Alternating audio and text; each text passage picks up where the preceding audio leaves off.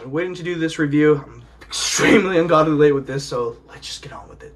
Spider-Man Far From Home, directed by John Watts, with the returning man, beautiful hunk god himself, Mr. Tom Holland, returning once again as the incredible Spider-Man that he always is the first film in the MCU Phase 4. Holy shit, guys, we're actually in it already. Oh my god, Endgame felt like just yesterday Endgame came out and I watched it like 4 times because I have a problem. But the sequel to Homecoming and the intro of Phase 4 with all these new crazy world that we're about to be exploring now, the post-Thanos snap and Endgame and Infinity War and what they're not calling the blip, that everyone returned world.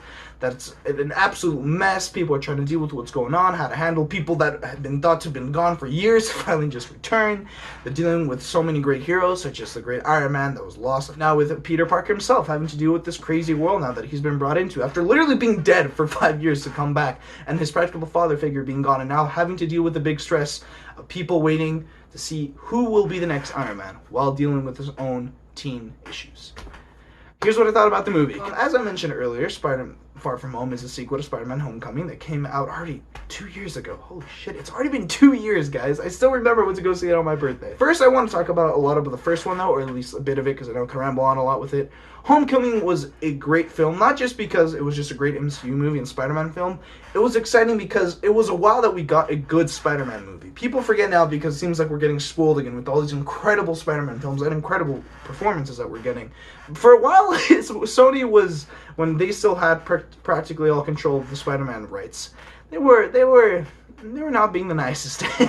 we had fucking the third one that I think we can all agree is like one of the most disappointing things ever. Then they just decided, you know what? Let's just reboot everything. Let's just remake it. Let's start all over.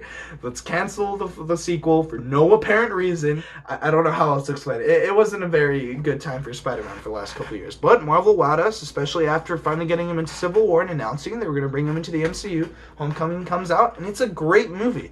It's not, admittedly, it's not the best Spider-Man, especially now after Into Spider-Verse comes out. This one took a lot of being an homage to the classic 80s teen films, using something that works before, working with that style, bringing some new characters, and setting up everything that you can understand about this character, care for him more than enough to be excited to see him in a new future film. Now, it does try to be unique enough. Like I said, it goes for the 80s teen films, like the John Hughes stuff, The Breakfast Club, and Ferris Bueller's Days Off. It's a big homage to that film, really, you could say. There's literally scenes that literally honor those movies. And that's a lot of what the movie went for. But because of that, though, it's nothing wrong with it. I'm not trying to make it sound like it's a bad thing once again. It doesn't really stand out enough, especially with that year being the year that Thor Ragnarok came out, for example. That's being honored as still, that I agree with now, one of the best MCU films.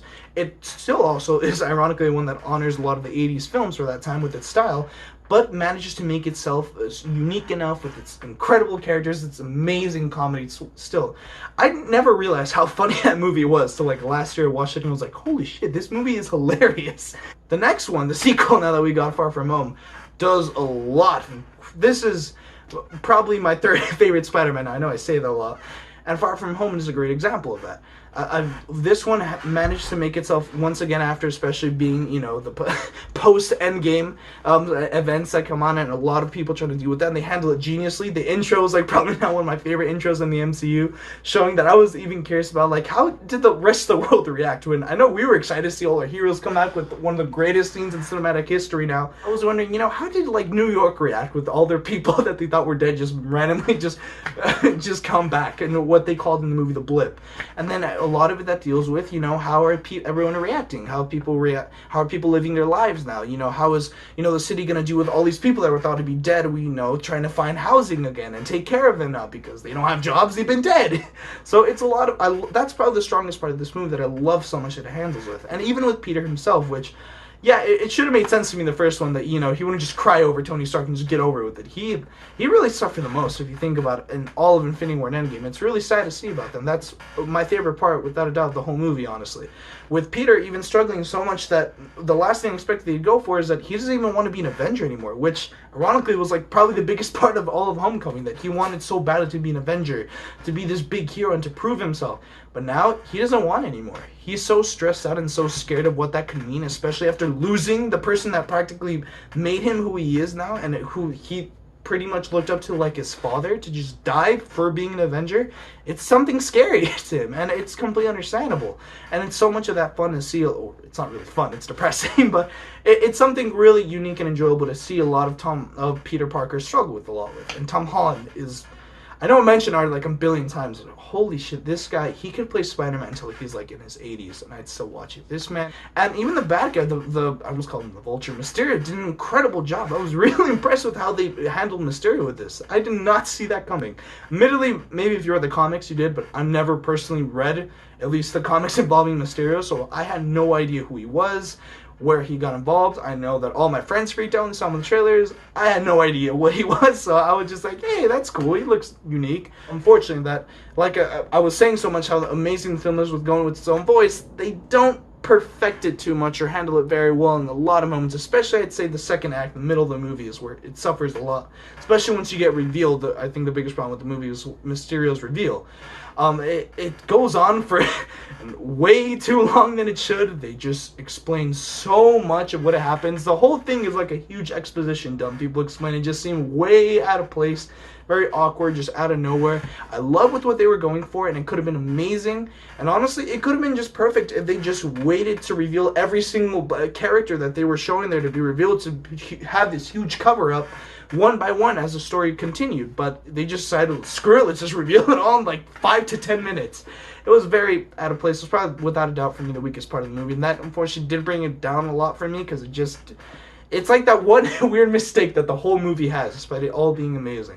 There's also a lot of parts in the movie that has that too. And like, despite once again me saying that it still tries to be as unique as possible now, there's still a lot of moments that for me just don't go too far for what it with its style and trying to go for it. You know, they could have gone way more than what they had and what they did, and they do for most of it. But there's still a lot of that they just don't go too far enough with what, for me, what Homecoming suffered with a lot. And then with that huge exposition dump that happens in the middle of the movie, for me, it brought it down too much. So, it's still a great movie. I still loved it. But I just don't think it's the best Spider-Man movie. Especially after seeing Into the Spider-Verse last year. Like, holy shit, the stakes for Spider-Man have been, like, lifted to the heavens. So, I'm going to give Far From Home an 8.5 out of 10. It's a damn great film, despite some pretty big, some, not huge faults, some faults throughout the movie, but it's still a great experience the whole time away, and it's a damn good intro to Phase 4 of the MCU. And now with the stuff that especially got revealed with the post-credit scene, I never thought I'd see a movie where now we're going to have to deal with everybody knowing who Spider-Man is. I trust them, and I'm pretty damn excited to see what they go for, and this is a great intro to it. Guys, that's as far as I know, unless something else I get to see. Maybe I get to see Good Boys this week by surprise, but it's my last weekend before I get into summer, so this is my last movie review of the whole summer. Holy shit, guys, this has been a crazy ride. Once again, whenever I have the chance to make these videos for you guys, this is literally no joke. Like, still probably some of the best parts of, like, the last couple years. Probably the biggest smile that you can put on my face with you guys watching this stuff. It's just, I have so much fun doing this, and I always want you guys to know that. So, obviously, now knowing that this is my last weekend of summer before I get back into school next Tuesday, I'm obviously not going to be uploading as much anymore. Well, I already had a pretty messy schedule, admittedly, this whole summer. Anyway, though, thank you all for watching. This was a great time. What do you guys think of Far From Home? I know I'm like a month late, but it'll still be interesting to see. And y'all have a lovely night. See you guys.